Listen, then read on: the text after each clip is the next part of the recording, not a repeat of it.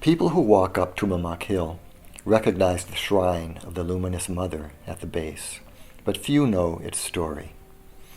Deborah Fonstock, who lived at the base of the hill, built the shrine in 1999 as she was dying of cancer. Deborah left the shrine as a gift to the community, a place where anyone, regardless of beliefs, can rest, meditate, or pray. In this video, Mary Lou Thompson, a close friend of Deborah's, and Greg Schoen, the artist who created the shrine, share memories of that time. I met Deborah Fonstock at a dream circle. Deborah and I became incredibly close through that. So in that small group of 4 people, we met every week just as a support group so that we had a place to go and express whatever feelings, whatever things we were going through without judgment, sharing their dreams. So we knew more about each other than our families knew about us. I don't really recall exactly how I met her. Somebody maybe knew that she needed some help. I ended up doing some landscaping for her around the place. She decided she wanted to fix that place up, so she knew that I had ability with plants. So I gave her ideas as to things to do, and she said, go ahead and do it.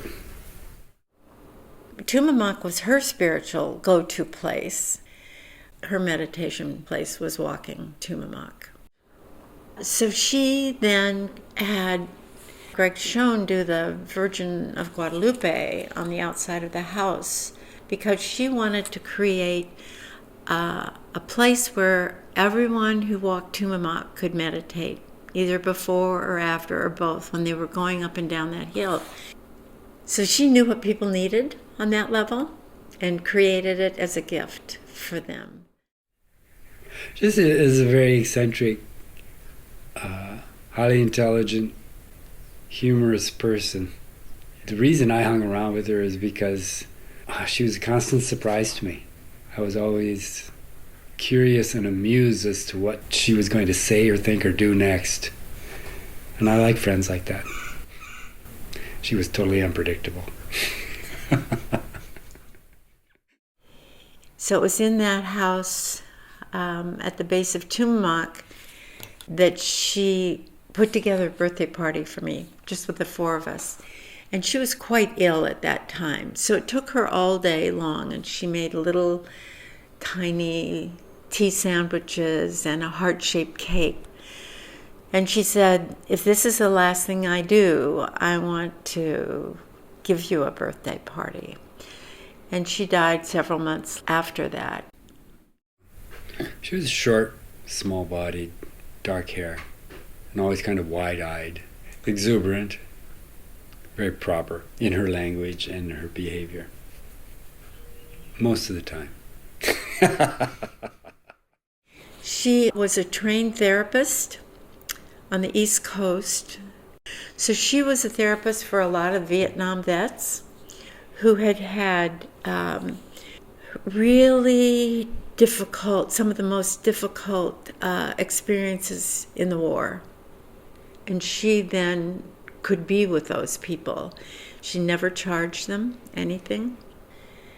Her life touched people at a level that happens very seldom. She was admired by everyone that she met because she heard you, she listened to you, and she saw in you what you didn't see in yourself.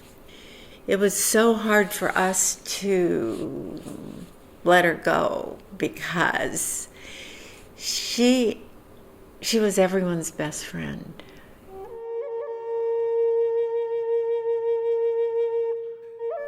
As she was dying, she was teaching doctors like Andy Weil, they would come over and walk with her, how to be with dying people, because she said, you doctors don't communicate well with dying people. You're so busy trying to make sure everybody is staying alive that you're not present.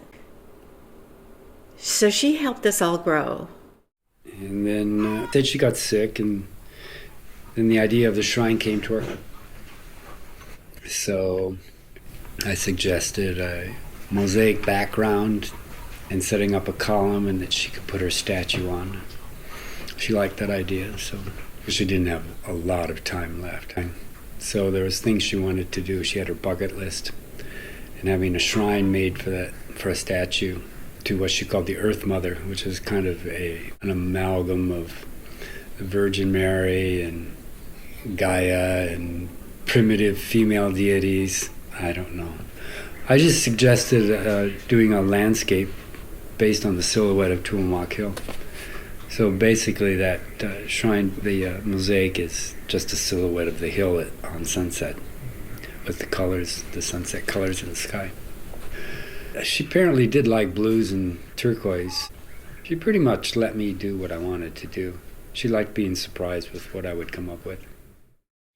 Deborah walked Tuamac Hill at 4 o'clock in the morning. That was her time to spend alone. Nobody else was ever on the hill at that time. And it was dark. And so after many, many years of walking that hill, she stepped on a rattlesnake, and it bit her on the ankle. So she had to pull that snake off of her leg. She was screaming for help, but she was fairly near the top of the hill, and no one could hear her. And by the time she got to the base of Tuamac Hill, one of the guards at St. Mary's Hospital heard her and drove his pickup truck across the street and picked her up. She had come down, hiking down that whole hill, so that poison went through her entire body. I mean, it was the worst thing that could have happened, but she didn't have a choice. So she was in intensive care for at least 5 days at St. Mary's. Normally you get a shot and go home. We did a lot of ceremonial kinds of things in her backyard, wherever we were. And the Virgin of Guadalupe statue that's there, we all took part in painting that. Everybody had a part in whatever was going on. It didn't matter how talented you were or whatever. It was just a matter of doing things together. When she died, the memorial was right there on the grounds, the base of Tuamac. It was kind of a party. She had it all catered. She had it all set up before, so that there was a lot of food, and she had a mound of flowers around her, I remember, over top of her and around the casket, and vases of flowers. The whole room was filled with flowers. It was beautiful.